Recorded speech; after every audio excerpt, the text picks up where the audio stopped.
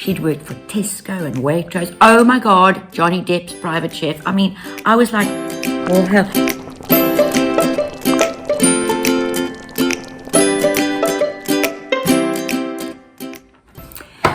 Right, I'm here on a cold and blustery day with my friend Sonja Edridge, who I met, I have to say, God, decades ago.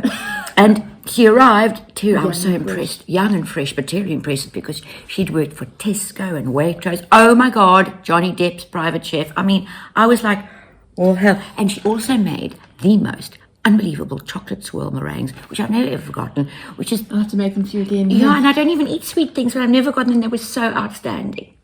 Anyway, that's enough about me.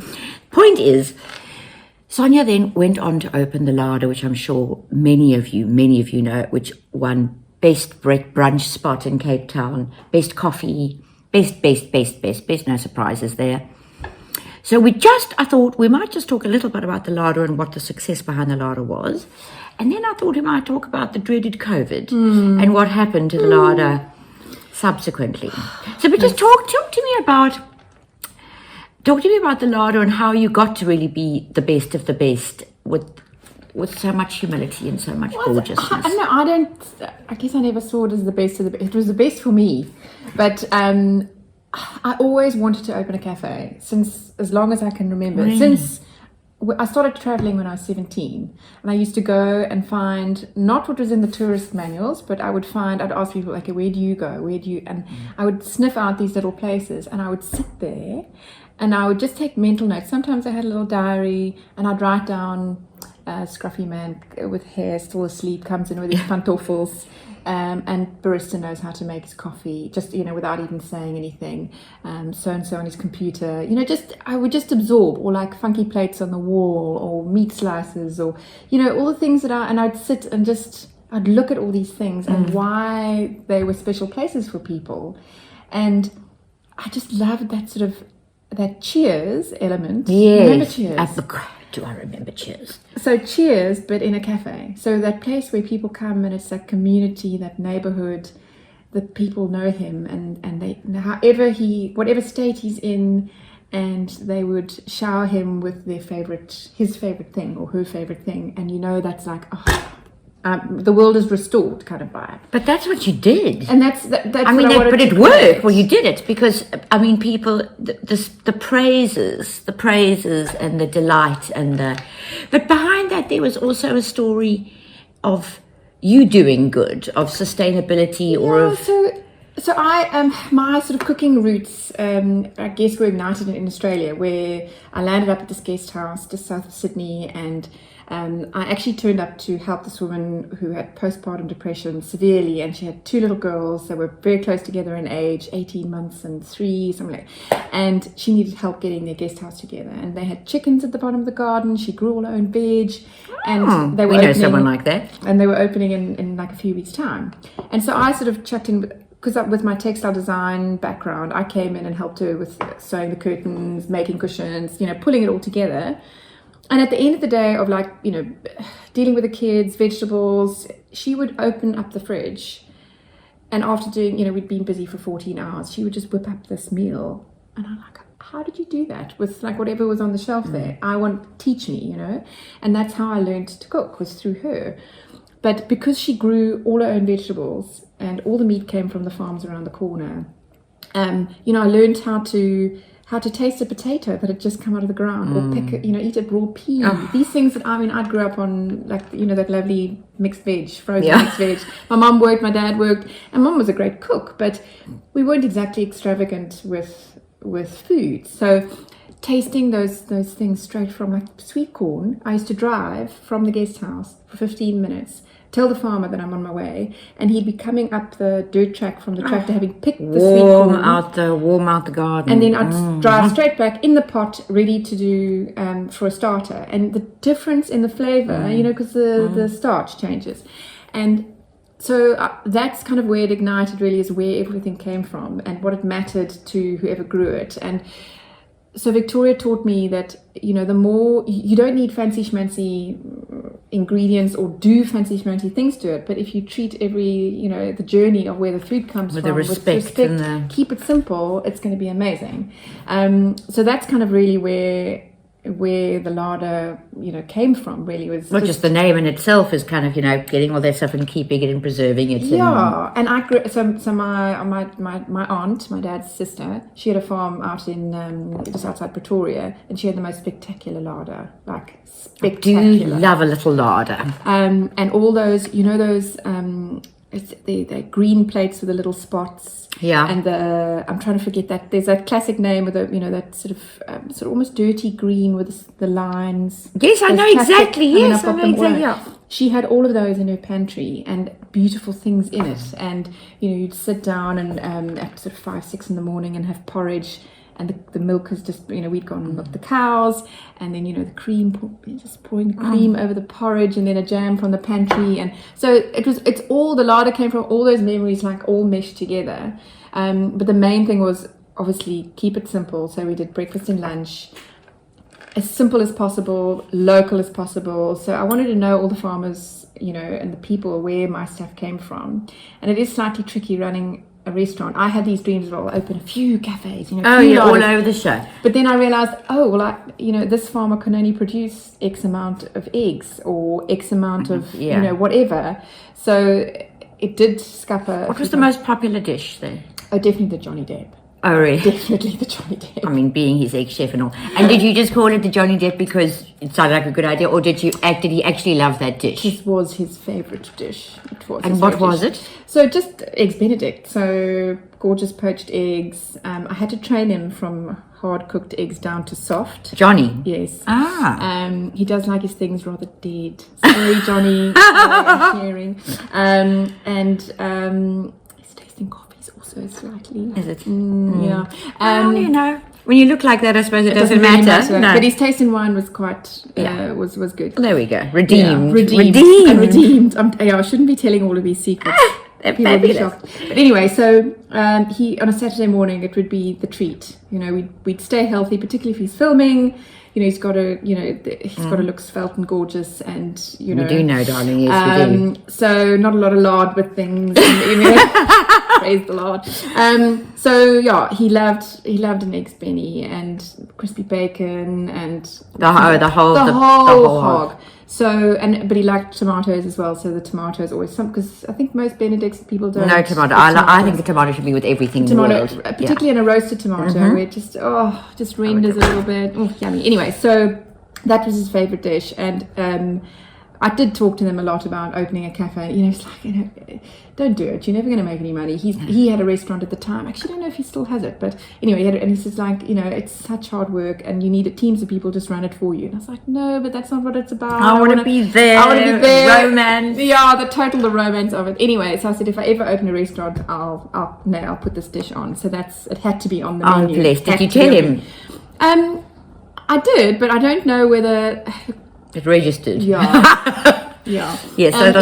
It was in when things started getting slightly right, a little motley there in his life. Okay. Yes. We're waiting for him to come back from the edge. So that was all. And the other thing that was always had to be on the larder menu was jams and chutneys. So which you're still making? Which I still make. Under the larder label. Under the larder label. There you go. You see, if you just missed the larder, you can actually still get the jams. Yes. Where do we get those? So you can get them from Cool Bananas, you can get them from Grenadella Eats, and you can get them from Wild Peacock. So right. Yeah. And what happens if you live in Gauteng? Now you see, I've got that problem right now. Yes. So you cook just did a bobotie recipe with my spiced guava chutney, and all these lovely people are saying, "Where can I get hold of your chutney?" So we're trying to work on how to get it up there. There we go. Any distributors out there? Up north, please get in touch, because there are lots of people who want the chutney. Got to do lots of things on this little sort of interview vibe. Okay, now before we ramble on forever, so then the dreaded COVID-19 hit. Yes. And obviously restaurants were closed. Yes, it was. So our little Claremont cafe, a lot of our people are businesses in the surrounding buildings, and a lot of them travel a lot. So one particular company, and they used to be called iPrio, I forget their new name, but they used to get consultants literally 2 weeks on, 2 weeks off from abroad, from Hong Kong, from England. Oh, hello, dog. And so we started noticing them not pitching up, or them coming going, oh, things are getting a bit dodgy over here. Writings on the wall. And then a lot of the banks are around the corner as well. Deutsche Bank, we had the Citadel building, all of them, they all started, traveling less. All those big food fairs were in February.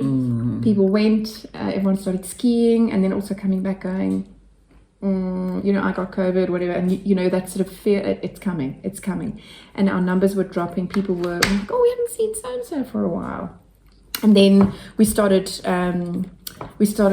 just, I guess doing the takeaway protocols and all of that, and thinking, oh, it's not really gonna happen. And then when we heard lockdown, it was.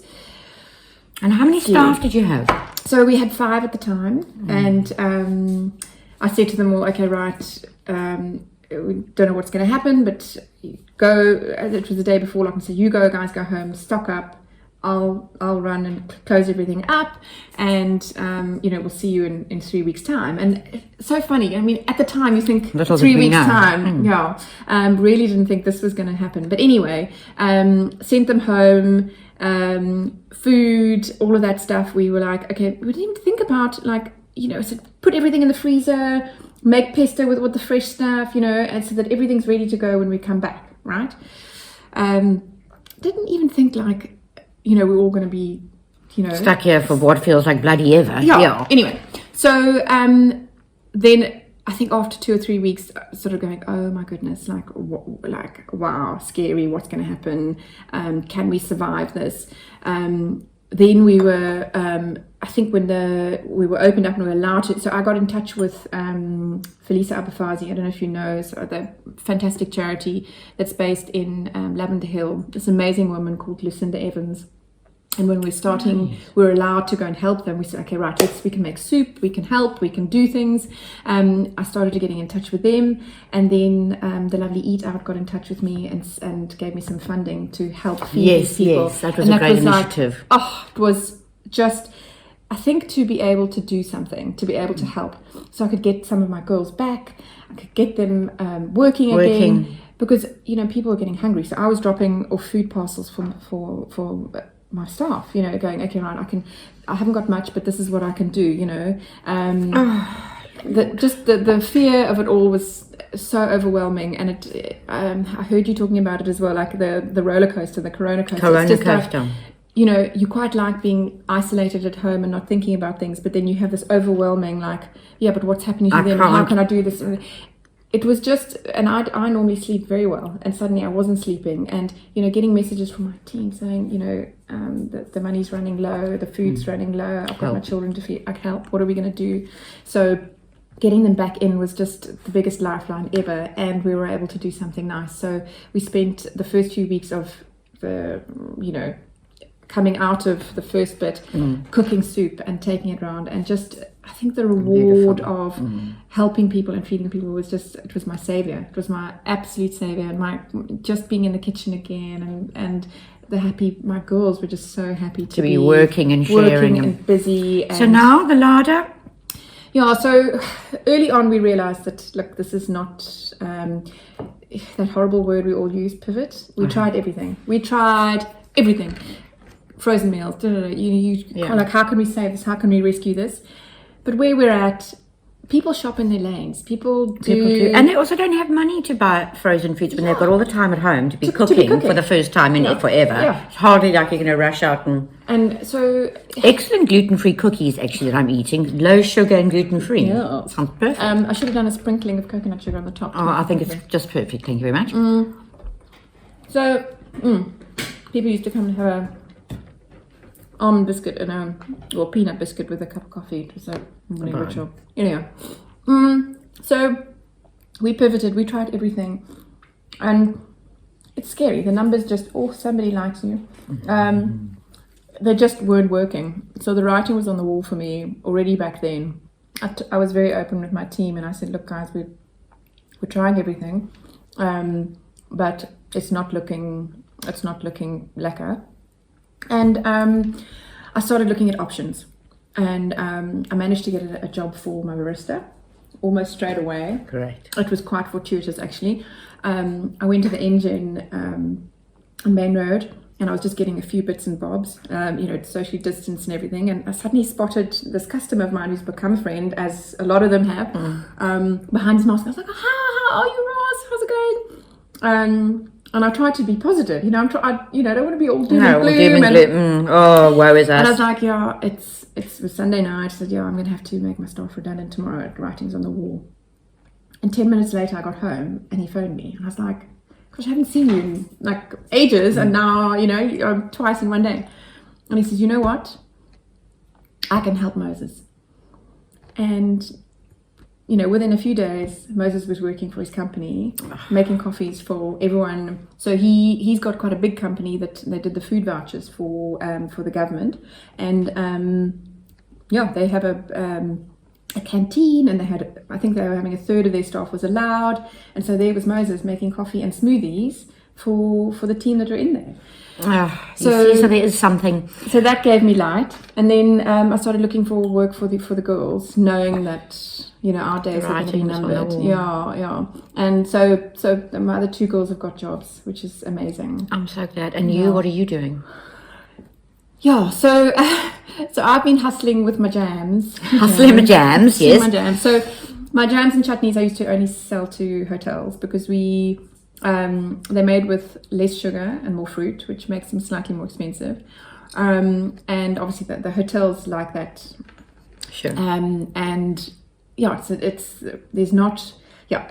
It's a long story about the jams. We don't have lots of time. No, we don't have lots of time. So jams I started selling through Grenadilla Eats and You Cook and all these other things, and then I got a crazy call, on those sort of on the roller coaster, one of the down days. Corona, yes, yeah. I was feeling very doomy and gloomy, and I've got to sell all my stuff, and I've got to, and this friend of my husband phoned, and he said, one door closes, the other one opens, and I was like, whatever. Oh, so overhearing that, yeah. The lid for every pot, my dear. Exactly, yeah. And it's like, oh, what am I going to get a lecture on now, And he said, would you be interested in coming to talk to us? And I was like, well, who is us?